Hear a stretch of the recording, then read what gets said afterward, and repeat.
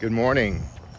It's day 191 of Walk with Winston, and I'm out here on my trail practicing a little social distancing. It's March 2020 if you're watching this video later, and we are practicing isolation to slow the spread of the virus. And I am out on an early morning walk. It's pretty quiet out here. Typically this business park is already bustling with the early shift arrivals. This is a tech office park and is adjacent to the university, so there's usually a lot of buzz this time of morning already, but because we're working from home and we are all doing our part to slow the spread of the virus, this is a quiet, serene walk this morning.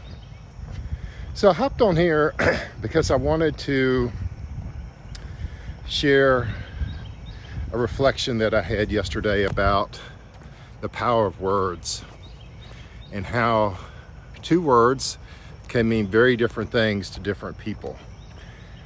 And I titled this walk, Tested Positive. Now, in our current environment, when someone is tested positive, they think of being tested positive for the virus. And that is a very concerning thing if that were to happen to you or to a loved one. And the power of those two words right now rain fear and uncertainty on lots of people, businesses, the economy, governments, and we as citizens can also take it as a very challenging set of words. But they're just words. When I say those two words, it doesn't change your reality of your health status, unless a physician says those over you, right?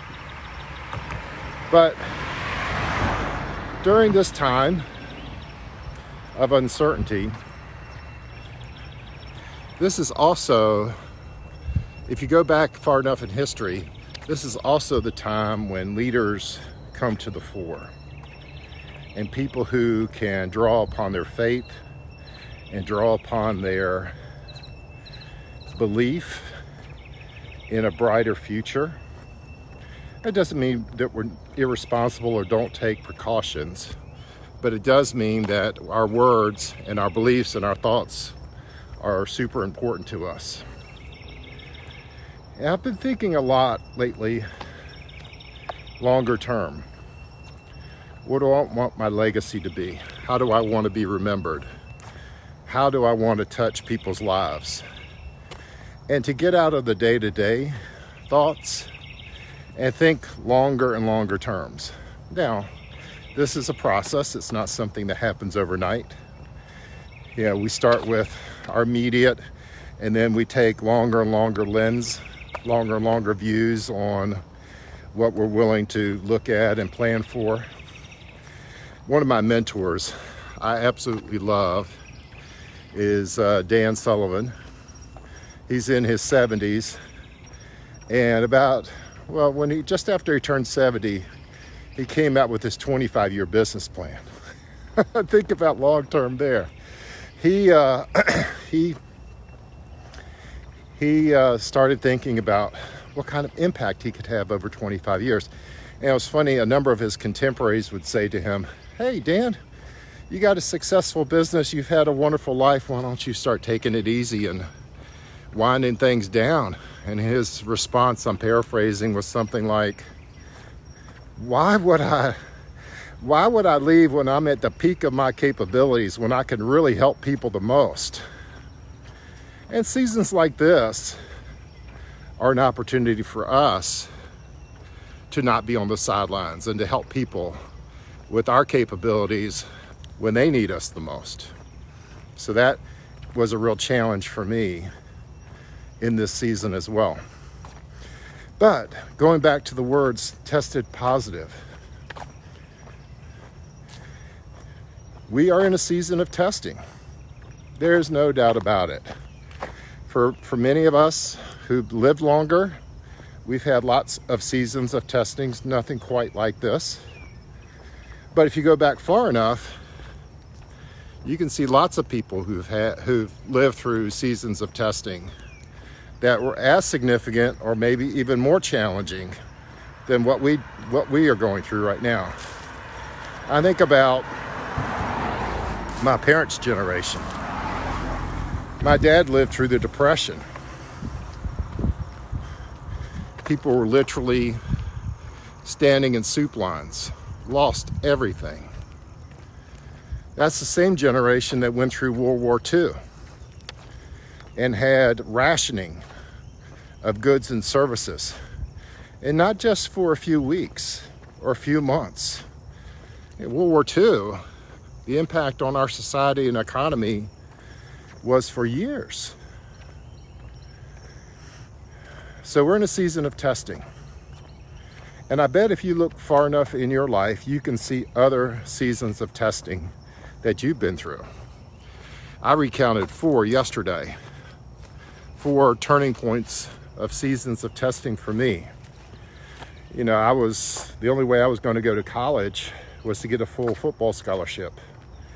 And a freak accident made that offer evaporate in a moment. I remember being fired at 40 after an 18-year career of achievement, success, notoriety, impact. Totally my fault, totally deserved it. But poof, that was gone. I remember sleeping on a bare floor and on an air mattress for weeks and months after a painful divorce because that's all I had. You know, I could draw 5 or 6 stories like that, seasons of testing, and this is another one. And what I notice about those seasons of testing is that I come out stronger, more resilient, more capable, more courageous with each season. So we're going to be tested, and we have a choice. We have a choice to give in to fear or to draw upon our faith. And so I'm taking a longer term view of this situation. Yeah, there are moments I'm scared. There are moments of confusion, bewilderment, concern. When I fall into those patterns, it's mostly because I'm projecting a future that I can't understand or control. But you know, years from now, I want to look back at this season of testing and I want to say, I remained positive, that I was helping people, that I was inspiring them, lifting their spirits, tangibly equipping them so they could be more the full expression of God's gifts in their life. That's a decision, my friend. You are going to be tested. But will we come out of this testing knowing that we were a positive influence on others? That's my challenge to myself. And if it supports you and helps you and gives you a different way of thinking, I invite you to come along with me. So, my friend, thinking of you, we're better together. You're not alone.